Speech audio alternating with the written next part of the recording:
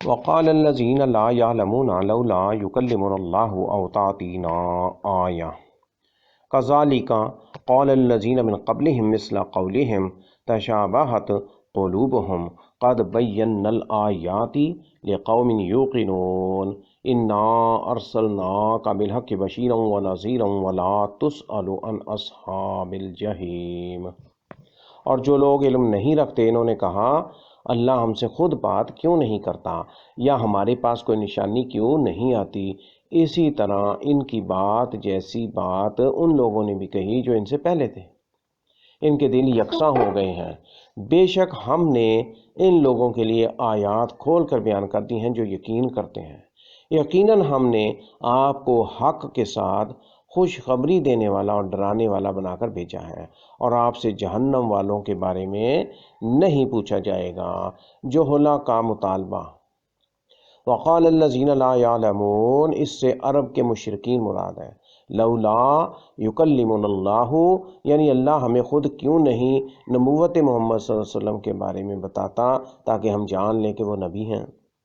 او تعطینا آیہ، یا ہمارے پاس کوئی نشانی لے کر آئے جو آپ کی نبوت کی علامت ہو۔ قال الذین من قبلہم، ان سے پہلے سے مراد یہود و نصارہ ہیں۔ تشابہت قلوبہم، کفر پر متفق ہونے کی وجہ سے ان کے دل ایک جیسے ہو گئے ہیں اور ایسی چیزوں کا مطالبہ کرتے ہیں جو ان کے لائق نہیں، آیات گھڑ کر اللہ کی طرح منسوب کرتے ہیں۔ یوقنون، جو حق کا اعتراف کرتے ہیں اور اللہ کے اوامر کے آگے سر تسلیم خم کرتے ہیں کیونکہ وہ اللہ تعالیٰ کی تصدیق کرنے والے ہیں۔ بشیر و نذیر نبی۔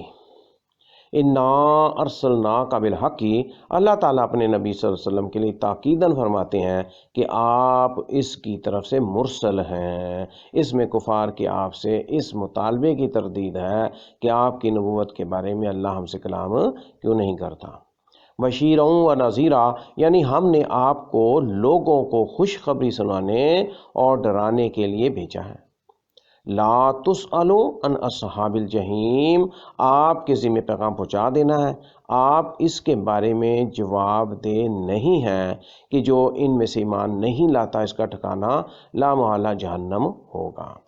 وَلَن تَرْضَىٰ عَنْكَ الْيَهُودُ وَلَا النَّصَارَىٰ حَتَّىٰ تَتَّبِعَ مِلَّتَهُمْ قُلْ إِنَّ هُدَى اللَّهِ هُوَ الْهُدَىٰ وَلَئِنِ اتَّبَعْتَ أَهْوَاءَهُمْ بَعْدَ الَّذِي جَاءَكَ مِنَ الْعِلْمِ مَا لَكَ مِنَ اللَّهِ مِن وَلِيٍّ وَلَا نَصِيرٍ۔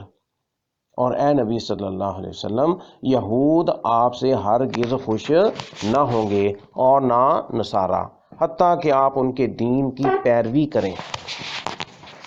کہہ دو یقیناً اللہ کی ہدایت ہی اصل ہدایت ہے۔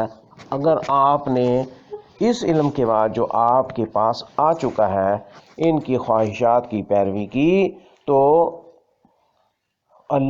آپ کو اللہ سے بچانے والا نہ کوئی دوست ہوگا اور نہ کوئی مددگار۔ یہود و نصارہ کی خواہش اور ہدایت کا بیان۔ وَلَن تَرْضَىٰ عَنْكَ الْيَهُودُ، جو وہ مطالبات کرتے ہیں اگر آپ وہ سب لے آئیں تو بھی وہ آپ سے خوش نہیں ہوں گے، کیونکہ در حقیقت ان کا مطلوب وہ آیات نہیں جن کا مطالبہ کرتے ہیں اور جو آپ پر تلبیسات پیش کرتے ہیں، بلکہ در حقیقت جو وہ چاہتے ہیں وہ یہ ہے کہ آپ کو آپ کے دین سے پھیر کر اپنے دین پر لے آئیں اور آپ ان کی خواہشات کی پیروی کرنے لگ جائیں۔ انا ہدی اللہ هو الہدیٰ، اللہ کی ہدایت ہی حقیقی ہدایت ہے، نہ کہ وہ جس پر یہ لوگ ہیں، یعنی منسوخ شریعت اور تبدیل شدہ کتب۔ وَلَئِنِ اتَّبَعْتَ أَهْوَاءَهُمْ، ان کی کتابوں میں جو تحریف ہے اور جو انہوں نے اپنے دین میں نئے احکام اور نئی آراء داخل کرتی ہیں۔ اس سخت وعید کے مخاطب رسول اللہ صلی اللہ علیہ وسلم ہیں، یعنی اگر آپ ان کی خواہشات کی پیروی کریں اور انہیں خوش کرنے کی کوشش کریں، اس میں آپ کی امت کے لیے تعریض ہے۔ انہیں دیگر مذاہب والوں کی خواہشات کی پیروی کرنے، اہل بدعت کی خوشنودی چاہنے سے ڈرایا گیا ہے۔ جو اس ڈگر پر چلے گا وہ ذلیل و رسوا ہوگا۔ ان کا کوئی یار و مددگار نہیں ہوگا۔